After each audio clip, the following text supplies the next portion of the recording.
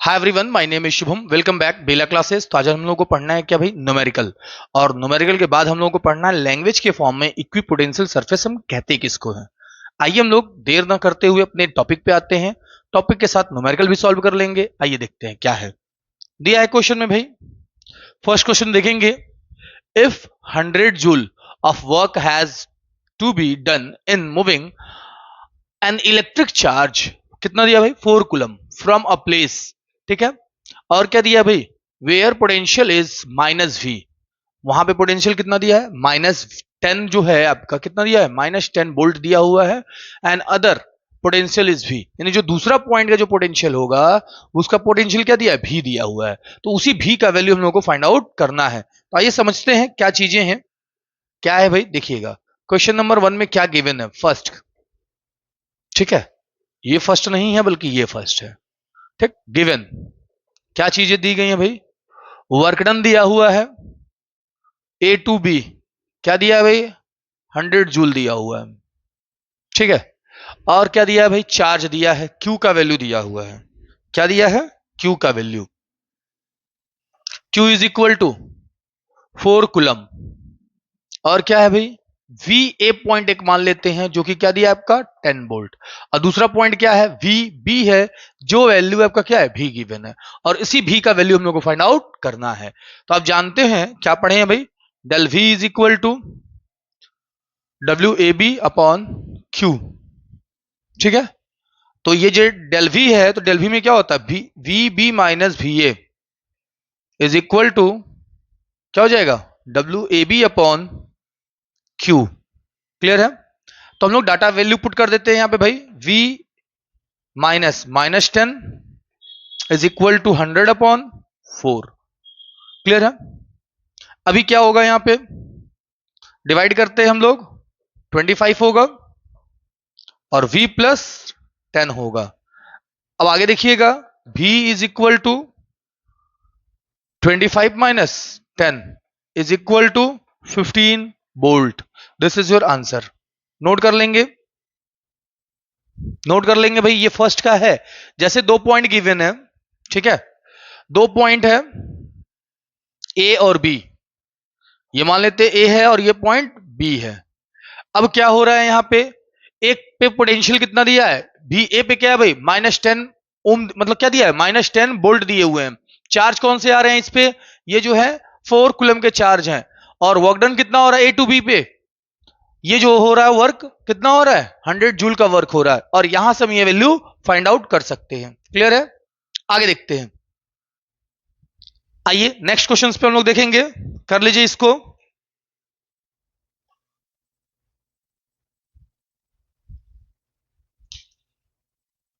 चलिए भाई, हो जाए तो कमेंट में लिखिएगा भाई। चलिए नेक्स्ट क्वेश्चन हम लोग देखते हैं। चलिए तो आते हैं हम लोग नेक्स्ट क्वेश्चंस पे। हो गया सबका? एक स्क्रीनशॉट ले लीजिए भाई इसका।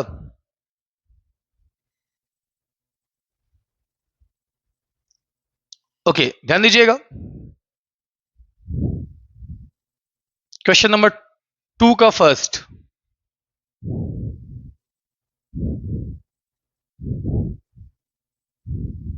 चलिए 2 का फर्स्ट ध्यान दीजिएगा भाई। Calculate the potential at point P. हम लोग को पोटेंशियल फाइंड आउट करने हैं पॉइंट पी पे due to a charge. Charge क्या गिवन है भाई? गिवन क्या है? चार्ज Q का value 4 into 10 to the power -7 coulomb. Distance क्या दिया है? डिस्टेंस R का वैल्यू 9 सेंटीमीटर। तो इसको हम लोग मीटर में चेंज कर लेते हैं। क्या होता है? 9 into 10 to the power -2 metre. ठीक है, अब हमको ये फाइंड आउट करना है भी का वैल्यू। क्या निकालना है? भी का वैल्यू। यहां से क्वेश्चन 2 हो जा रहे हैं, अभी रुक जाइएगा, उसको हम सॉल्व करेंगे, बट पहले इसको सॉल्व कर लेते हैं। b is equal to 1/4 pi epsilon naught q upon r होते हैं फॉर्मूला। क्लियर है? फॉर्मूला क्लियर है? ये क्या होता है भाई? v is equal to 1/4 pi epsilon naught q upon r होते हैं। q का और r का वैल्यू पुट कर देते हैं भाई। ये हो जाएगा 9 इंटू 10 टू द पावर 9 होता है यहां पे। Q का वैल्यू 4 इंटू 10 की पावर -7 होगा। ठीक, r की वैल्यू 9 इंटू 10⁻⁻2 होंगे। तो 9 से 9 कैंसिल, क्या होगा भाई 4 इंटू 10⁻9 प्लस 2 -7, क्या हो जाएगा 4 इंटू 10⁻11। तो 11 में से 7 लेस करेंगे तो क्या होगा 4 होगा, क्या हो जाएगा बोल्ट। ठीक है, नोट कर लेंगे इसको। फिर इसी का सेकंड क्वेश्चन देखिएगा क्या है, कह रहा क्या भाई, hence obtain the work done in bringing a charge. अब देखिएगा जितना हम लोगों ने वर्क डन, या फिर यूं कह सकते हैं वर्क डन हम लोगों को फाइंड आउट करना है, लेकिन कब, ये आपका चार्ज दिया है और जो पोटेंशियल आए हैं उस पॉइंट पी के अकॉर्डिंग हम लोगों को फाइंड करना है वर्क डन क्या होगा। तो आप लोगों ने पढ़ा है गिवन क्या है यहां पे भाई, चार्ज इसका गिवन है क्यू, क्या गिवन है यहां पे 2 इंटू 10⁻⁻9 कुलम। तो हम लोगों ने पढ़ा है, क्या पढ़ा है, work done is equal to Q into E, sorry V, Q into V, क्योंकि भाई हम लोगों ने पढ़ा है क्या, v is equal to Q by क्या होता है, w बाई क्यू होता है। तो v w is equal to क्या हो जाएगा, q इंटू वी हो जाएगा। q का वैल्यू पुट कर दो भाई, 4 इंटू क्या है 2 इंटू 10⁻⁻9, 4 इंटू 10⁻4। अब इसको हम लोग सॉल्व कर लेते हैं।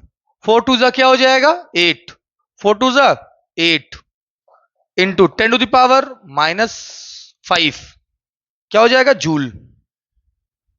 ये आपके वर्क डन होंगे, नोट कर लीजिए इसको। दिखाई दे रहा है नीचे ना, विजिबल है,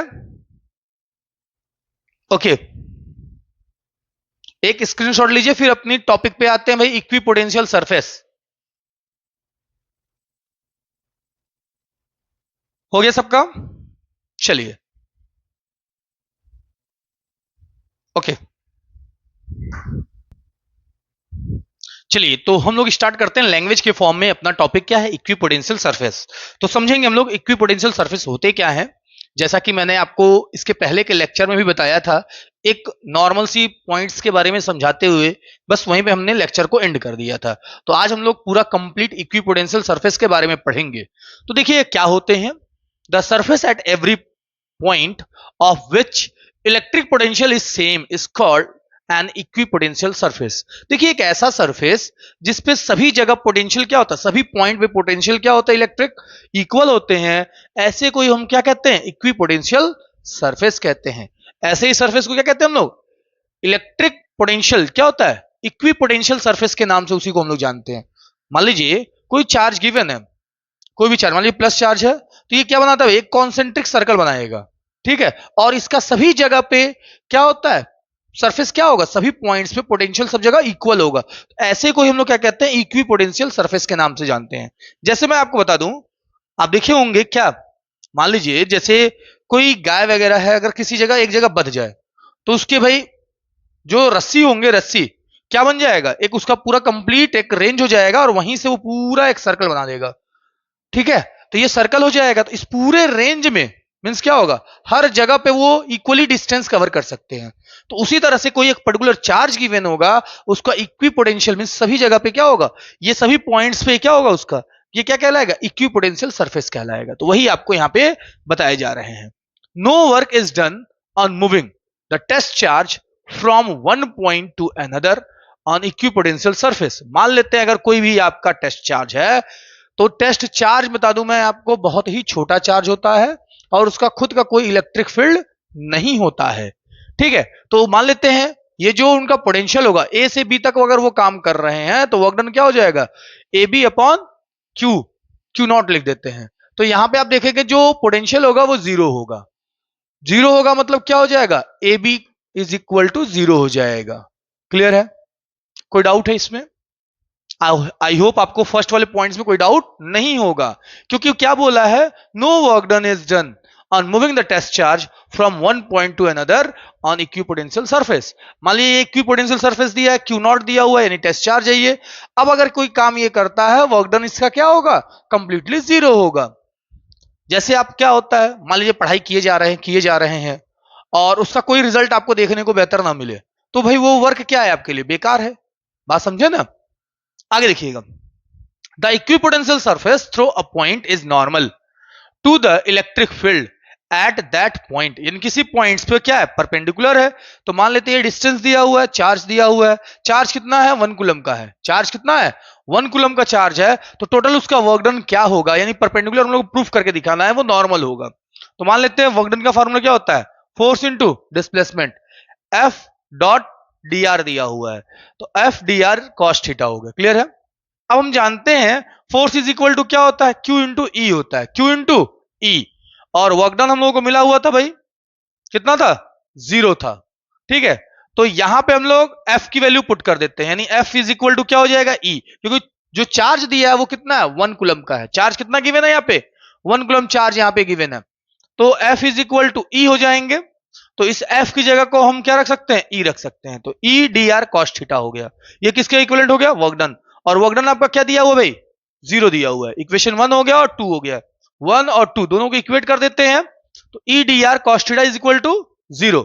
तो यहां पे आप जानते हैं ई तो 0 हो नहीं सकता है, डिस्प्लेसमेंट यानी मूवमेंट तो जरूर हुआ होगा, वो भी 0 हो नहीं सकता है।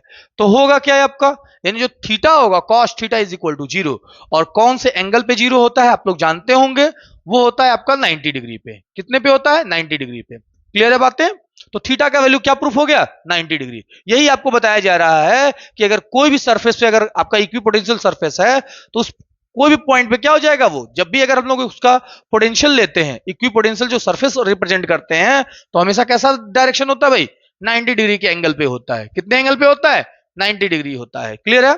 एक बात और मैं आपको बता दूं, अगर कोई भी अगर आपका पॉइंट चार्ज गिवन होगा, तो कॉन्सेंट्रिक सर्कल वहां बनते हैं। क्या बनते हैं, कॉन्सेंट्रिक सर्कल इक्विपोटेंशियल सरफेस को रिप्रेजेंट करते हैं। क्लियर है। तो एक स्क्रीनशॉट ले लेंगे, नोट कर लेंगे, फिर आगे हम लोग बढ़ते हैं।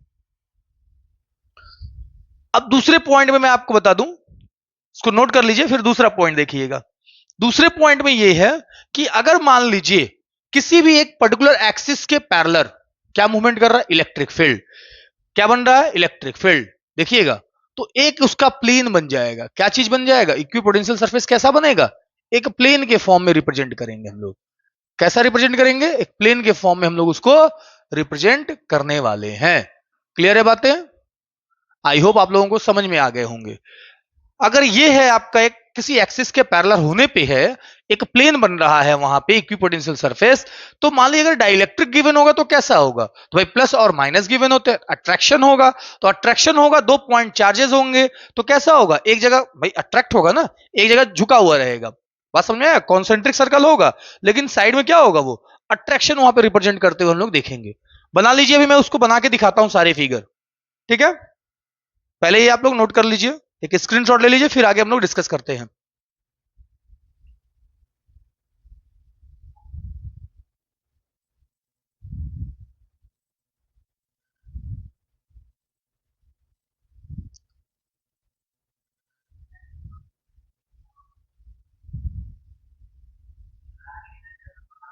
हो गया, चलिए, तो मैं इसको इरेज करता हूं, आपको बना के दिखाता हूं।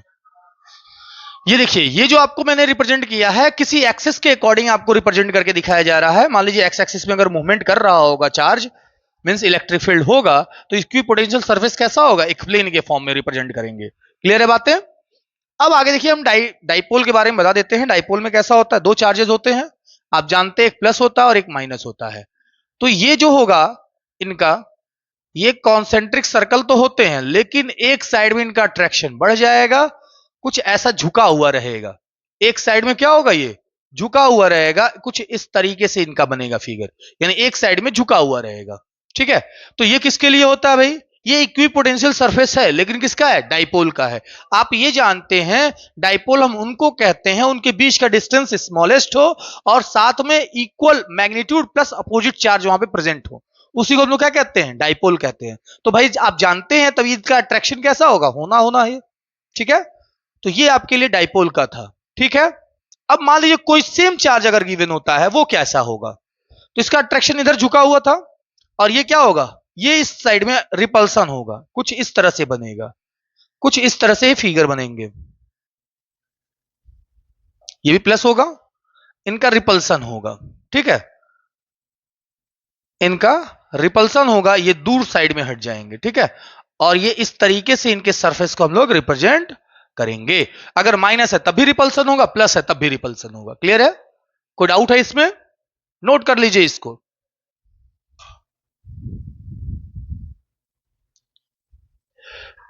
तो आज के लिए हम लोग अपने लेक्चर में इतना ही रखते हैं, मिलते हैं नेक्स्ट लेक्चर में, तब तक आप लोग पढ़ाई करिए। बाय।